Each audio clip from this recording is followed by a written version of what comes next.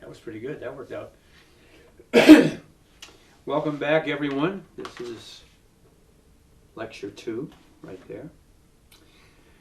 And this is going to actually be kind of a semi-sidebar. Everything is ultimately related to final projects, the never happening final project.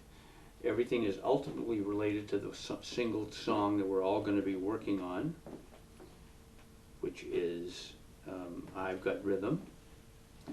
But we're going to start with kind of just a lecture, a little bit about the history of what these are. You can see kind of what they are. No one has to zoom in on them. Those are chord symbols. In fact, those are the symbols that I asked you to look for last time when we were going to talk about I've Got Rhythm. As I told you, I used I've Got It in there as a title, as a joke. There's nothing on this sheet music except the first 2 notes of the song. You see first 2 notes right there in the first measure, and then everything else is chord symbols.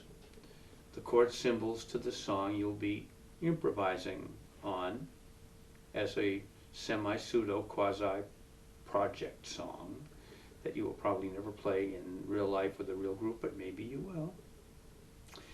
And if you look at the symbols, they look pretty scary. The first 8 measures, and just let me ask my brother Kevin, are you zooming in so they can see the sheet music pretty much? Trying to. Okay. The first 8 measures, which repeat, have 2 chord symbols each in each measure. Take a look. B flat major 7, G minor 7, C minor 7, F7, B flat major 7, G minor 7, and so forth. All the way down. And then they repeat 2 different chord symbols per measure. Then when we get to this part right here, the bridge of the song, the 8 bars has different material in it, both melodically and harmonically. But it's just 2 measures of D7, 2 measures, of G7, 2 measures of C7, F7, and you know what they are. They're all dominant chords. When you have a letter and a number 7 and nothing else, no further explanatory information, no capital M's or small m's, those are all dominant chords. And then if you look at the last, right there, the last 8 measures are the same as the first 8 measures. Those are the symbols of the song we're going to be working on. Now you know what those symbols mean. In fact, if you remember, what we would do is I would always double stave the music last semester, and if the bottom stave would be blank, and you could fill in any notes that you needed to help you remember what the notes of a chord symbol are. For example, B flat major 7 is B flat D, F, A natural. G minor 7 is G, B flat D, F, and so forth. The chord symbols are what jazz musicians and improvisers, in fact, it's what every musician uses when they play pop music from the early 40s, early 30s, right up to the present day. So we're going to talk a little bit about the history of chord symbols and how they evolved, and how they evolved very specifically if you were an improviser. Okay, that's where we're going to start right now.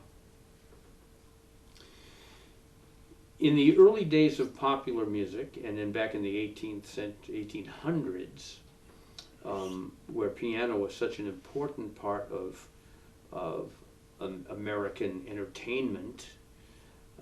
Think of every Western you've ever seen, and the bad guys always went into a bar, and there was always a piano player playing there. The piano was generally the home entertainment area in homes in the late 1800s and into the early 1900s. Lots of homes had pianos, and lots of family members would play piano. They took lessons, and the stuff they would play would be, Mozart and Chopin and these great composers. And the students who played and took piano lessons had to learn piano music, meaning the music that Mozart and Chopin actually wrote, the notes, half notes and whole notes and eighth notes and rhythms. If there was no symbolism involved in any of that, they literally had to play the notes of any piece of music at the turn of the century. Now, there was popular music. It wasn't just all classical music like Beethoven and Mozart. There was popular music. There were popular songs. There were Civil War songs. There was a very famous composer of the late 1800s, or I shouldn't say the 19th century, Stephen Foster was his name. And he wrote many, many popular songs which people sang and played at the piano.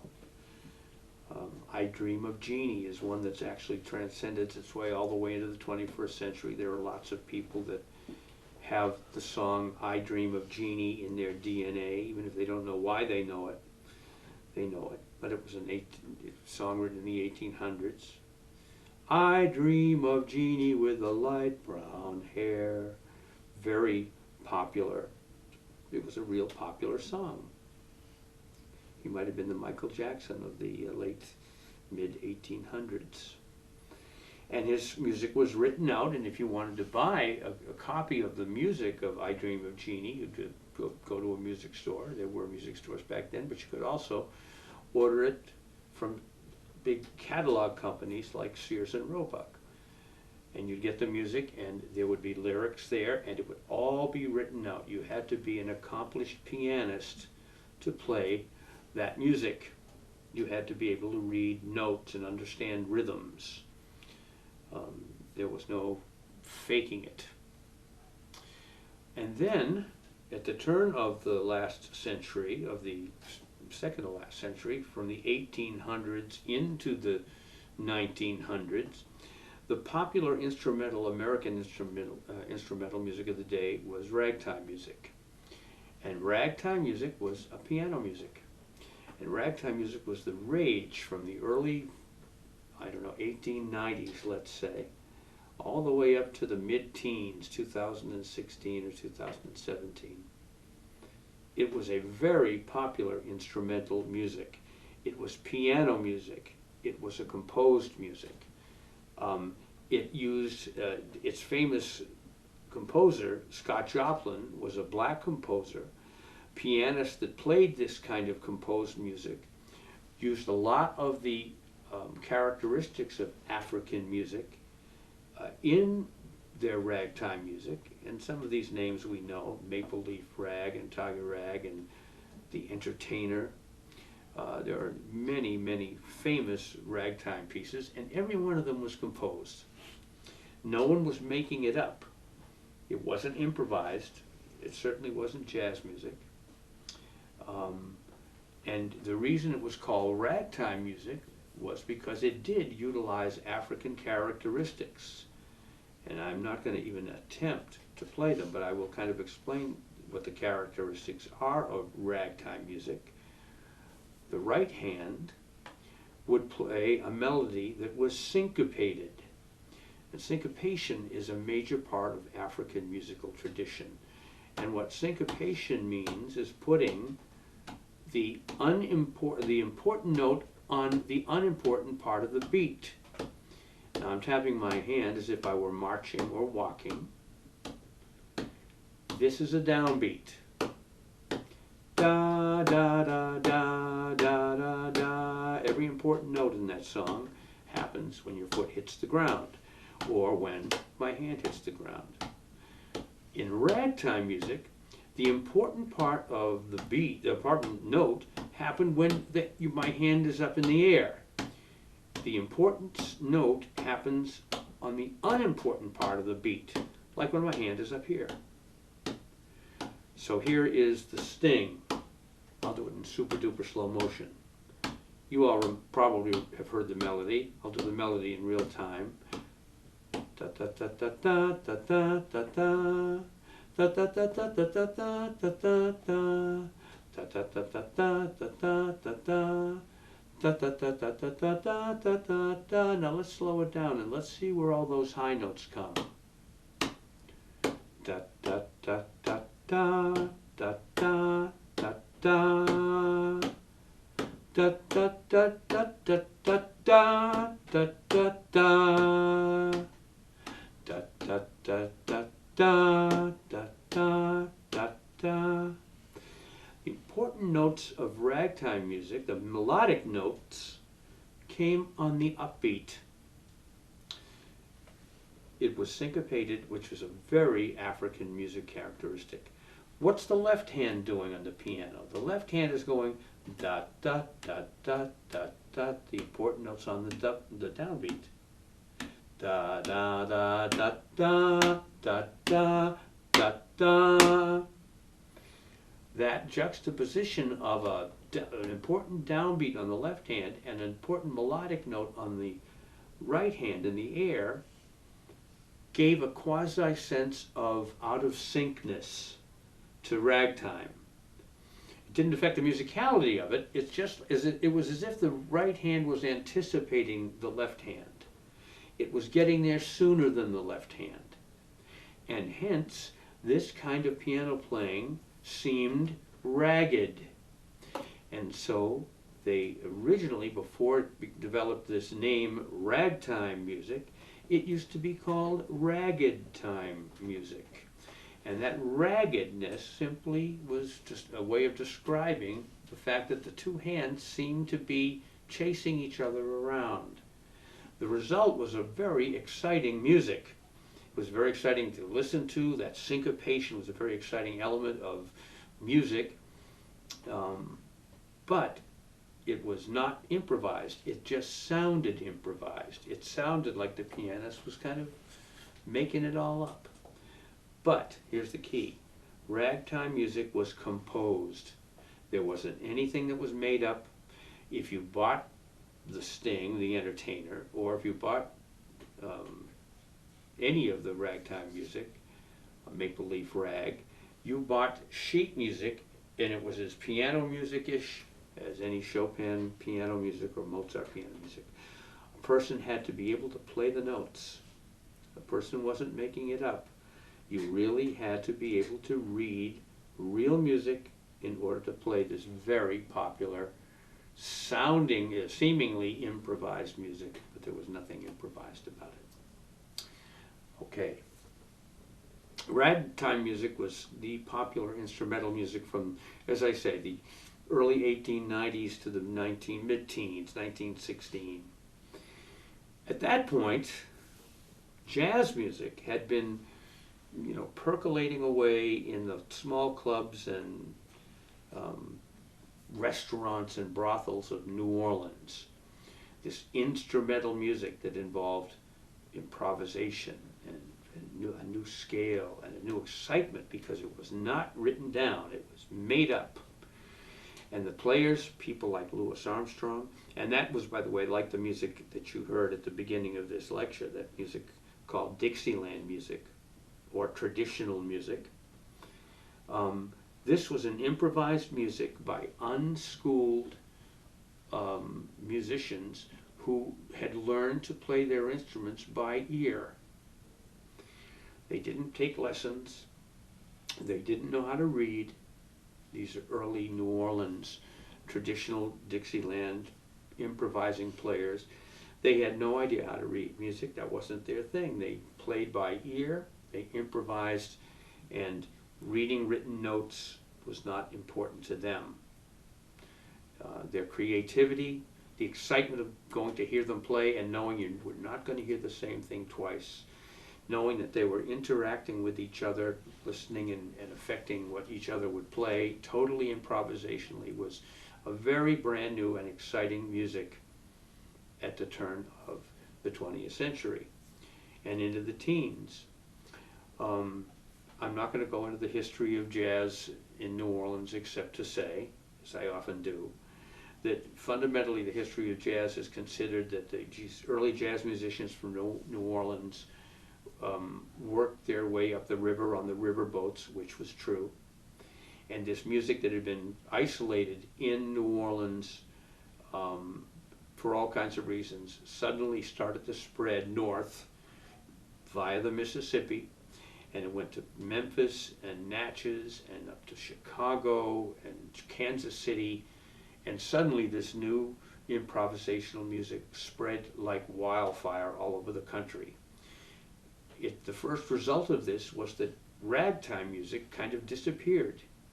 Ragtime music was no longer the most popular instrumental music of its day, and as I've probably said in this class, lots of instrumental piano tunes in the late 1800s and early 1900s had the word rag right in the title. Maple leaf rag, tiger rag. Rag was a part of the culture of American popular instrumental music until about 1916. And it was in 1916 that these jazz musicians had left New Orleans, worked their way up to the bigger cities in the north, and suddenly ragtime was gone, and this new exciting jazz music started to take over. And these people, these players, were non-readers. They were improvisers. It made the music very exciting to an audience. Once these players, and the traditional Dixieland bands, meaning south of the Mason-Dixon line, which was a line that was considered the breaking point between the North and the South. It was surveyors, Mason and Dixon, came up with this arbitrary line, and the land that was below the Mason-Dixon line was called Dixieland, south of the border of Mason-Dixon. So this Dixieland music, when it spread north, when it went to Chicago, there were no saxophones in New Orleans that were part of the traditional Dixieland band. The traditional early jazz bands were trumpet, famous by Louis Armstrong, of course, trumpet, clarinet, trombone, rhythm section, meaning drums, sometimes a string bass, sometimes a tuba, sometimes no bass instrument at all. In the piano, but very often banjo, sometimes guitar, but the fundamental the horns were almost always trumpet, clarinet, and trombone. Trumpet would play the melody, improvised. Clarinet would play a high counter melody to it, and trombone would kind of play the bass lines. And you all know this. When they got to Chicago, the only difference in Chicago was they added one instrument. Saxophone became part of the thing. And now the bands were getting bigger in the 20s. The most famous player, of course, was Louis Armstrong. As the band started to get bigger, players had to learn how to read music. It's one thing for 3 people to improvise collectively, but it's another thing for 7 people to improvise collectively. Sometimes there were 2 trumpets, sometimes there was a saxophone and 2 trombones. They had to learn to read so that their music wouldn't sound chaotic. So music education started to work its way into the early jazz programs. Okay, we're getting to the point of this now. The point of this little talk is just about chord symbols. Where did they come from, and why, and how are they manifested today? How do we use them today? Okay, here we go.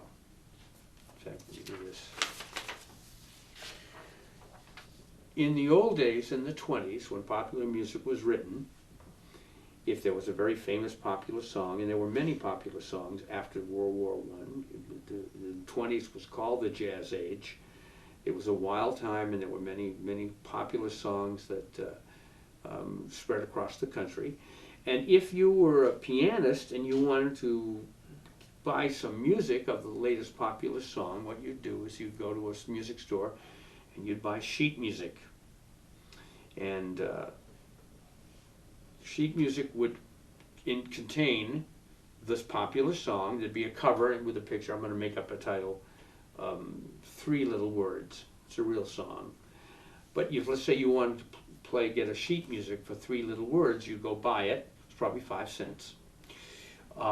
You get 3 or 4 pages. There would be an artistic painting or a drawing on the cover. 3 little words with the name of the composer. And when you opened up, it would be piano music.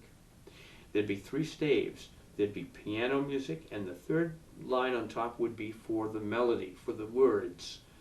So a singer could sing along, but the accompaniment was all notes. You had to be able to read the piano part, to read the notes of a piano part, in order to accompany 3 little words. So professional pianists, starting in the in the teens, if they were playing, let's say, in a hotel lounge and they had a pianist there that was entertaining, just like they do today sometimes in hotels, the pianist, every time a new pop song came out, he'd go to a music store and spend 5 cents and buy the sheet music to the latest popular song. And because songs were becoming so common, and so there were so many popular songs, especially heading into the 30s, the pianist might have a pile of music this high, of sheet music, and someone would come up to him at the at the bar or wherever and say, "Can you play 3 little words?" And he'd go through his pile of sheet music and he'd pull it out, he'd set it up on the piano, he'd open the pages, and he would play 3 little words, looking at the notes. He was playing the notes as written. And he ultimately, on the top of the piano, would have a pile like this. At some point, someone was looking for a way to make it simpler for all musicians that played popular music to not have to have all that music. Is there a simpler way to do this? And this is what's pretty interesting. Now, no guitarists here. Guitar players to this day, if they want to buy some guitar music to 3 little words, they'll go buy it, and there'll be the melody, and on top of the page, right above the melody, is a thing called tablature. Now, I'm sure you've all seen it, or perhaps you haven't, but guitar players have all seen it. In many ways, guitar players learn to play music by tablature.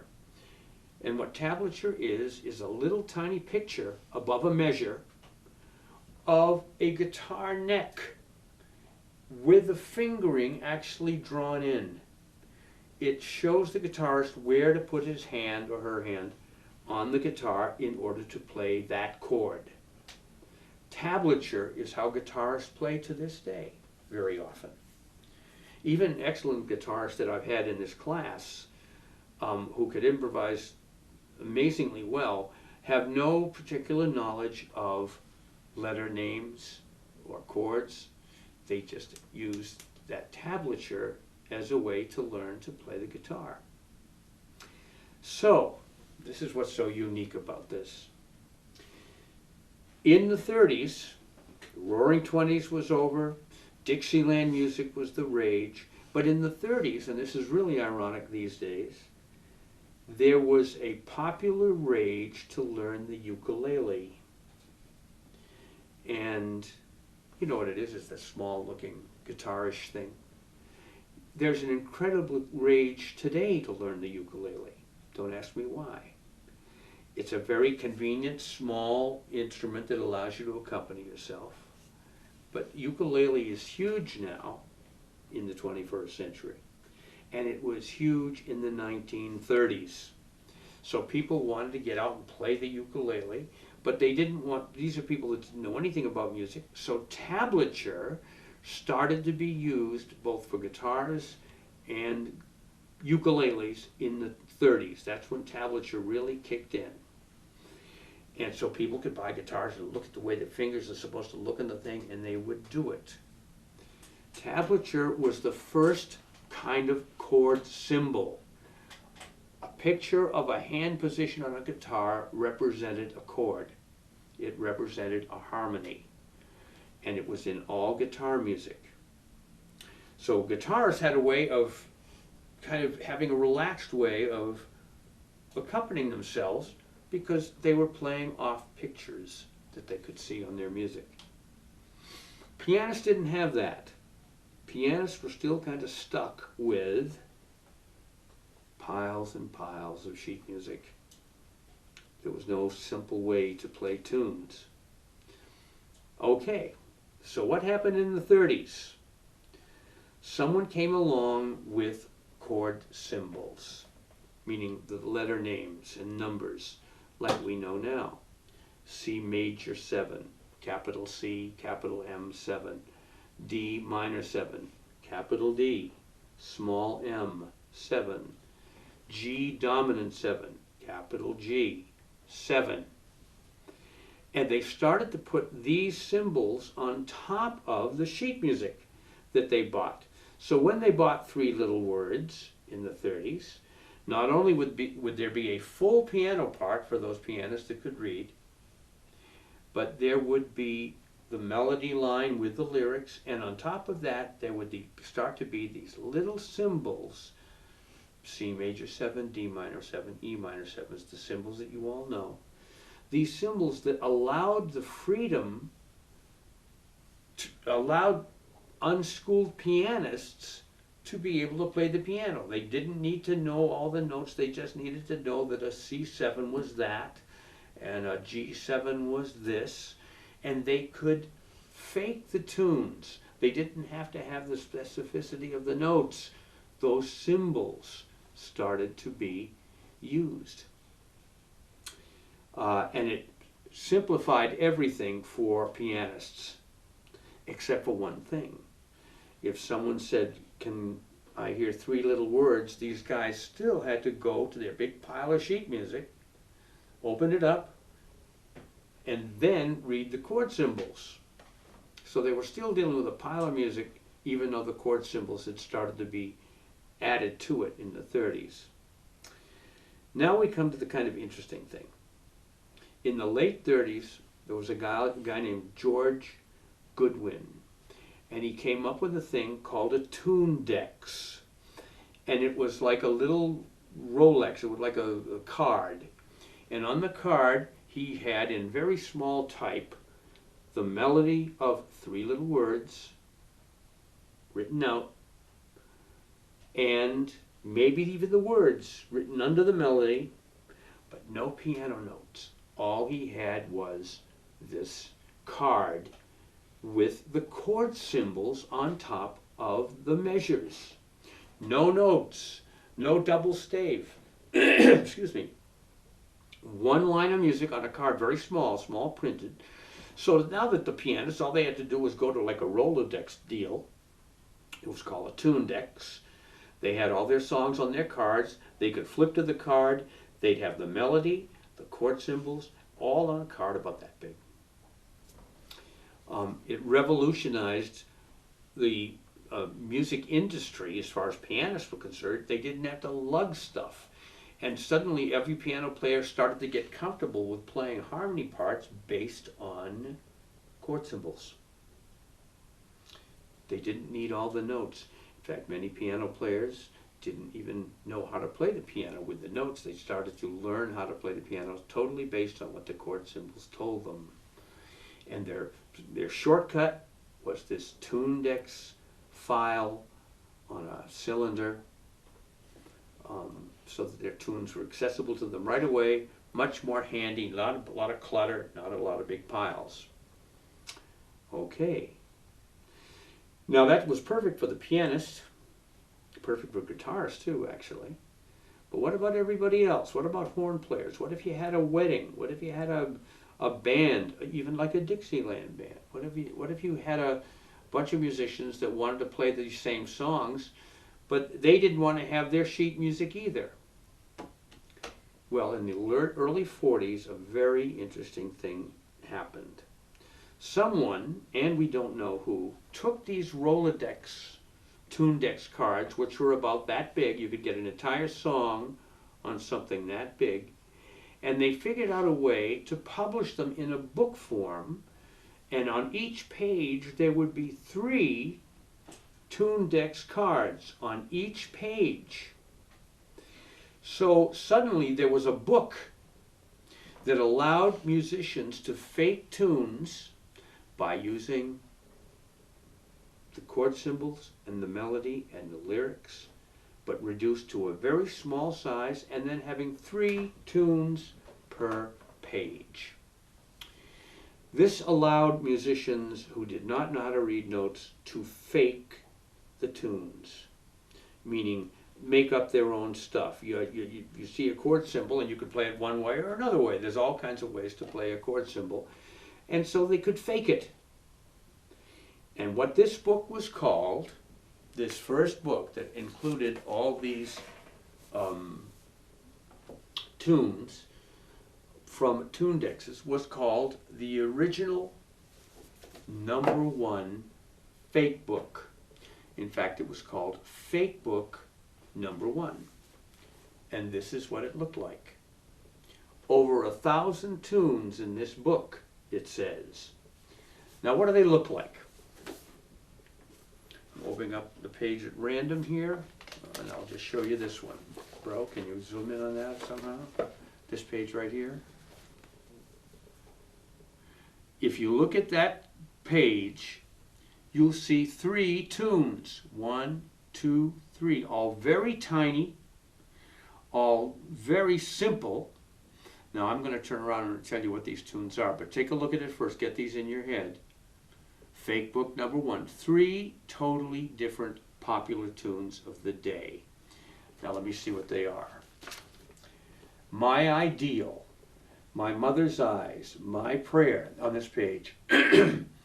What I have is, Will I Ever, I'm not going to sing it, but there's a melody, a very tiny typed set of lyrics, and on top, E flat, C9, F minor 7, D flat 7, C7, very tiny, these chord symbols. That's that first tune.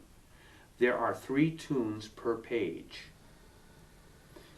This is in concert, meaning these are in keys that the tunes were written in. So trumpet players and tenor saxophone players, any transposing instrument, had to read these tunes a whole step higher, because the original Fake Book was only in the key of C. And I'm just going to fan these pages or open them up randomly, bro. You can just see, you can tell me how you're doing this. No matter where I open,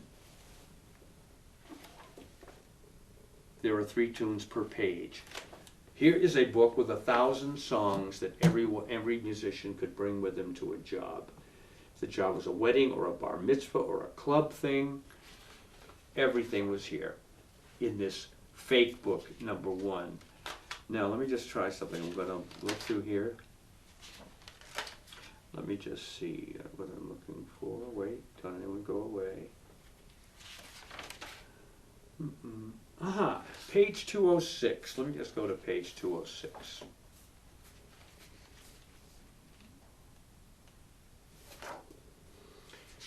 Okay, here it is, page 206. There are 3 songs on page 206.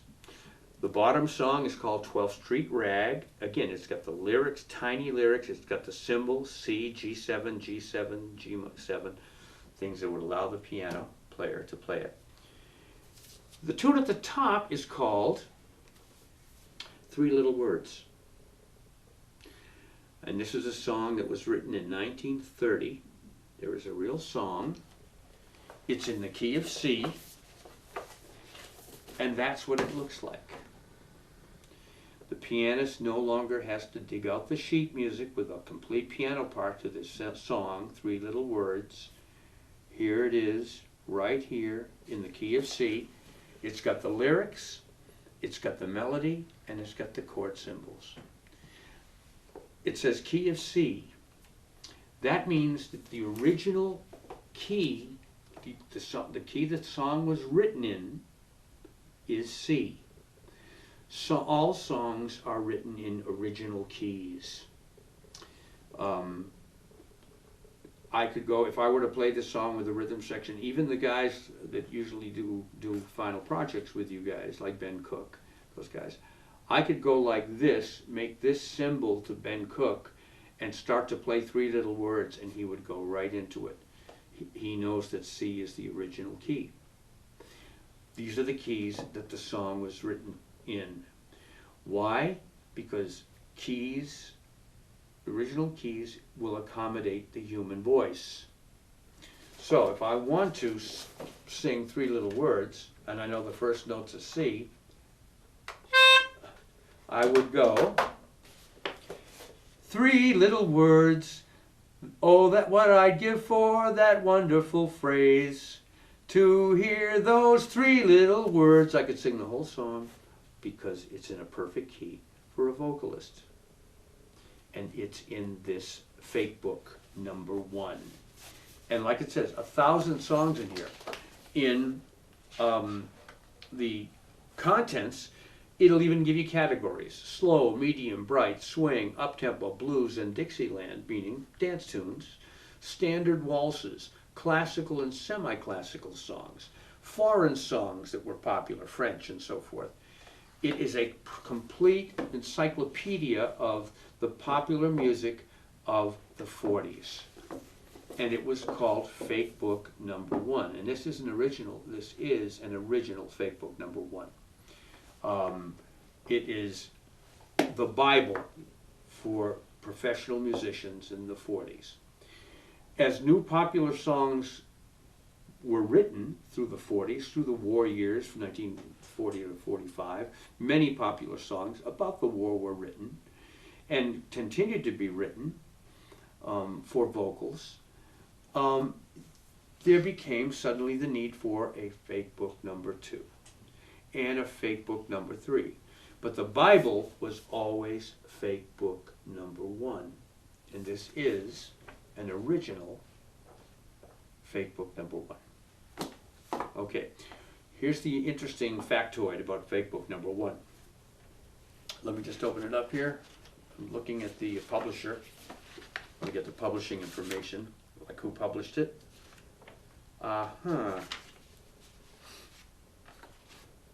No one published it. This was a completely illegal book. No one even knows who did this book. We know the guy, George Goodman, did the Rolodex, the initial thing that preceded it. But no one knows who put Fake Book #1 or Fake Book #2 together, because it was totally illegal. None of these composers were paid for the use of their songs in this book. Nobody paid a licensing fee. Nobody published this. This was as illegal, as I always say, as dope. When you wanted Fake Book #1, you'd go to a music store, if you were a professional musician, and say, I'd like Fake Book #1. And they would say, we don't know what you're talking about. But if you said, I'd like Fake Book #1, Harry sent me, and Harry was a friend of the music store owner, then a guy would reach down under the counter and pull out Fake Book #1, and it would probably cost you $30 for it. $30 in 1942 for one book. That was an incredible amount of money. New cars were $500, and this book was $30. Totally illegal. You just could not buy it in a store without having a connection.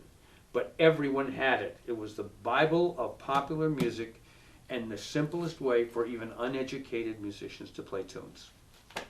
Okay, remember this. This might show up in the very scary non-final that you're all not going to have. Fake Book #1. Now, Fake Book #1, like I said, changed. They kept creating new illegal fake books all through the 40s and 50s, 60s. In the 50s, my father was a professional musician in the 50s, and he came home with a book about that thin, a little, maybe half the size of these fake books, and it was the rock and roll fake book. And it was all Elvis Presley tunes. It was just the beginning of rock and roll taking over from regular dance music and jazz music. And so there was a rock and roll fake book. So if someone at a wedding requested Rock Around the Clock, you go to the rock and roll fake book. Or if someone requested Elvis Presley's big hit, You Ain't Nothing But a Hound Dog, it wouldn't be in the fake book #1, but it would be in the little rock and roll fake book. Okay, now we come to the whole point of this, semi-point of this kind of lecture. By the 1970s, there were all kinds of fake books that represented Broadway tunes, the songs from Oklahoma and My Fair Lady, whatever the big Broadway tunes, every Broadway tune created a number of hits. There were all kinds of pop tunes, Johnny Mathis, I'm trying to think of the pop artists back in those days that had tunes, and they were all in fake book #5, or blah, blah, whatever the number was. What there was not at that time, in mid-1970s, was a book containing jazz tunes. Jazz tunes were very esoteric, they were very high-end, very specific to certain kind of players, and so they didn't show up in fake book #1. None of those songs were hits. Jazz musicians created their own music in their own kind of special form, and none of those tunes were available. The music of Miles Davis, the music of Duke Ellington, the music of Charlie Parker, and even the music of Louis Armstrong was not available in fake book #1, fake book #2, because they were not considered popular music in the way that the other tunes were. So in 1975, the legend goes, to Berklee College of Music. Berklee College is in Boston. I don't know why I just pointed that way, by the way. Berklee is right over there, 50 miles away. Decided that they would handwrite the popular jazz tunes of that era. They would handwrite, literally, they would do it like a fake book though, they would handwrite the melody. Most of this music was instrumental, so there were not a lot of lyrics, there were not a lot of vocals in this world, but they hand wrote on manuscript paper some music of Duke Ellington, some music of Miles Davis, some music of whomever the jazz artists of the day were. It was the first time that that there was a book loaded with jazz tunes, very specific jazz tunes. And in the 70s, jazz had just started to become an acceptable art form on the college level. The Berklee College of Music, which used to be called the Berklee School of Music, was the first school to actually specialize in teaching people how to improvise. It was considered the jazz school. Excuse me. Oh, I was supposed to do that. I'll do it again for practice. Good job, Mike. Berklee was the first official jazz school. And then as jazz started to be recognized as a legitimate art form, right up there with classical music and symphonic music, other colleges and universities started to include or build jazz departments. One of the first one was the University of Indiana. You could get a degree in jazz performance. University of Miami, you could get a degree in jazz performance. I think the University of Indiana may have been the first university to actually give a doctorate in jazz studies. Jazz was getting up in the world of acceptance by the la-di-da cultural people right across the country. And suddenly this book that these two students put together had 400 or 500 tunes in it that were just jazz tunes. And they published it, they printed it, they bound it with a spiral binding. They made it look exactly like fake book #1, except it was all jazz tunes. It was the Bible for jazz tunes. And since the first book like this was called a fake book, They decided to be ironic and funny and clever, and they called their book The Real Book. The Real Book. Get it? Fake, real. This is The Real Book. And in it were hundreds and hundreds of songs. It wasn't done like the tune decks with 3 tunes per page. I'll just open it at random here. Here is an example of what The Real Book looked like. 1 tune per page, written full length, but with nothing but chord symbols and the melody. No written notes, no piano part. Chord symbols are quite large and quite clear, and there's not a chord symbols. I'm just randomly opening this page up to you, or these 2 pages. There's not a chord symbol on there that you don't know already from the class.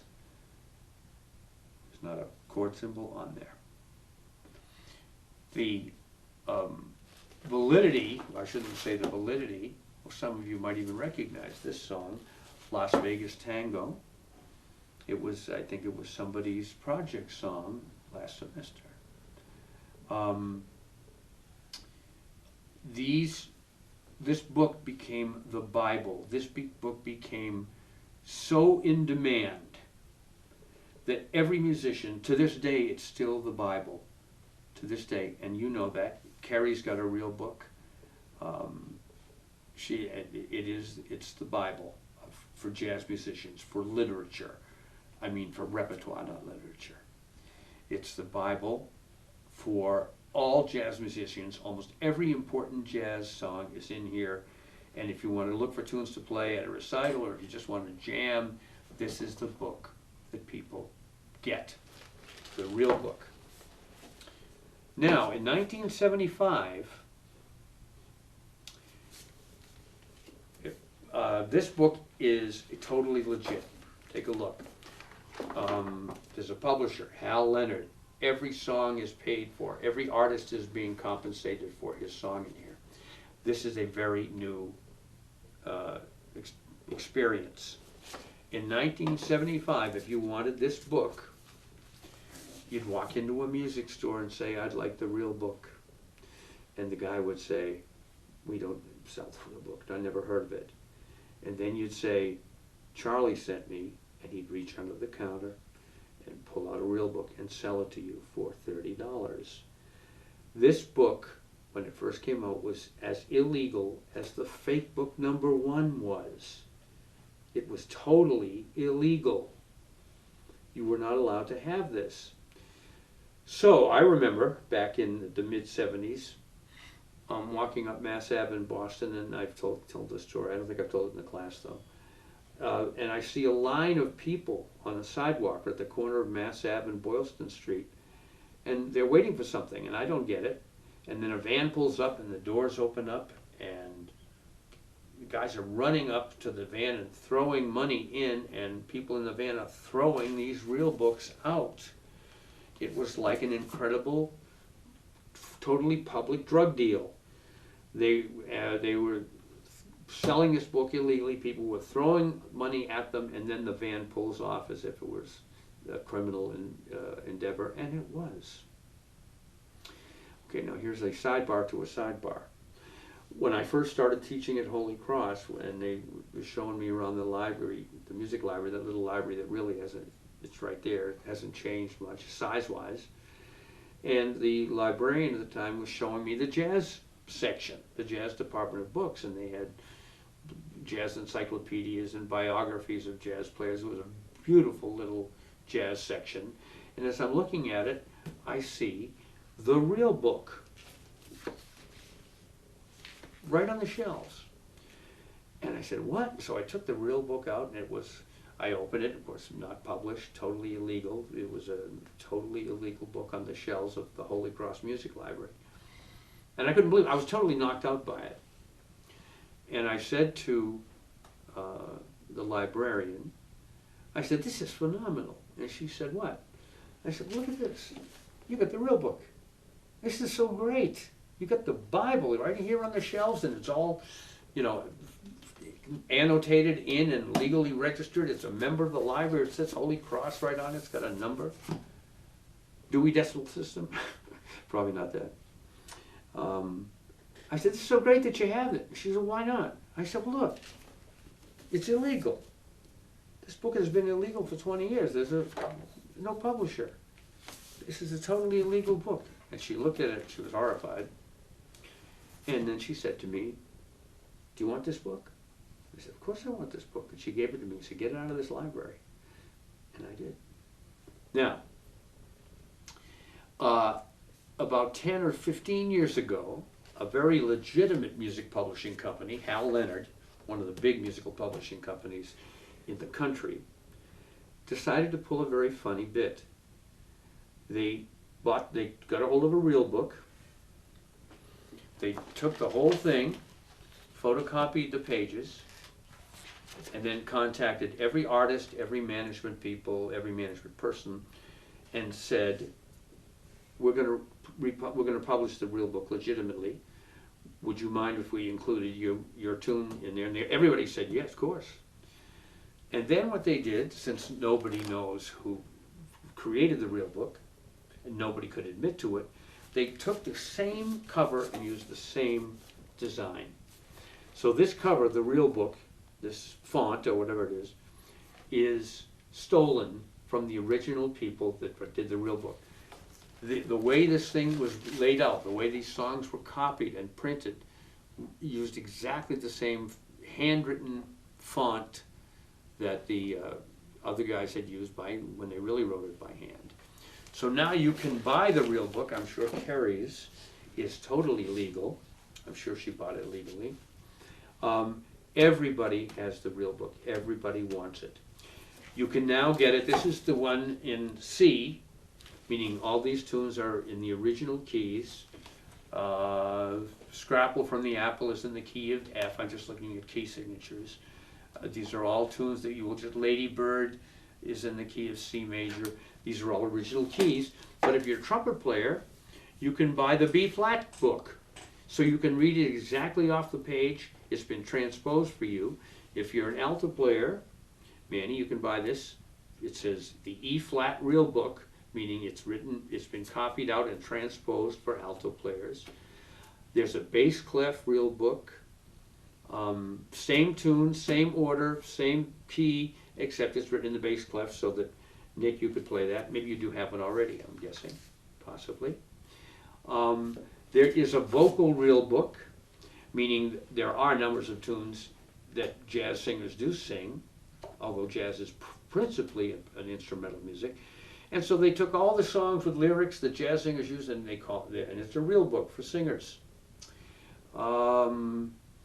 They used to make one reduced in size to this size, the size of a little prayer book, because it's as thick as a prayer book used to be, or a Catholic missal.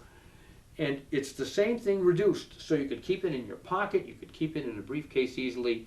You open up, it's all in miniature. If you were to travel to Russia or Denmark or Japan or China, and any Japanese musician knew you were a jazz musician from America, the first thing they would ask you is, do you have a real book? Can I buy your real book? It's an international phenomenon, the real book. It's as generic, it's like Kleenex. The real book, every musician in the world knows what the real book is. It's the Bible. If you have a chance to get one and you want to keep up with this, the real book is available. Before this became legal with the publishing, another company went, this is probably 25 years ago, decided to pick out its favorite jazz tunes, and this is a real company, and they published a totally legal jazz book, a little bit bigger than the real book and a little bit more high quality printing, and they called their book The New Real Book. And it's a beautifully, I didn't bring it to show you, but it's a beautifully produced book, but they called it The New Real Book. And now there's a New Real Book 1, a New Real Book 2, and if you have an old New Real Book, it's about that big, and in the upper right-hand corner in big, huge letters, it says legal. Legal. in case people were actually bound by principle and honesty and deciding not to ask for the book under the cover. Okay, now what's the point? The point is that chord symbols are in this book in the same way they were in the fake book #1. Chord symbols are the way that jazz musicians improvise. We all know this. The real book is essential for our kind of work. If I were to give you project tunes, which I'm not for this semester, but I have in the past, very often the tunes that I gave you, the actual printed music, would have been photocopied from the real book. It's an important part of the jazz world, and it has been since the mid-70s. Okay, and I've Got Rhythm happens not to be in the real book, but there are at least 7 or 8 other tunes in the real book that are totally based on I've Got Rhythm. Anthropology, the theme from the Flintstones, Fungi Mama, Kladovidextine, some of these things you wouldn't know. I've Got Rhythm, our project song for this semester, was the song that George Gershwin had no idea he was going to turn out to be this way. But I've Got Rhythm is a song whose changes and harmony and structure are perfect for improvisation. It's in the perfect key. The middle part, the bridge part with the dominant chords, are perfect for beginning players and experienced players, and jazz musicians from the 40s right up to now have used the harmony of I've Got Rhythm to write their own melodies, even melodies as famous as the Flintstones. The next time why don't you just go search the Flintstones on YouTube, and when someone is singing it, you sing I've Got Rhythm. It fits perfectly. Okay, I think that is it. This is like a gigantic sidebar, but it at least will give you an idea of how we've reached the point that when I give you this kind of page, those chord symbols, which are the chord symbols to I Got Rhythm, these are the symbols that you will improvise upon, and the real book is the Bible, where whatever tune you want to improvise on in the jazz world, you'll find that tune in the real book. Okay, we will stop right there. See you soon.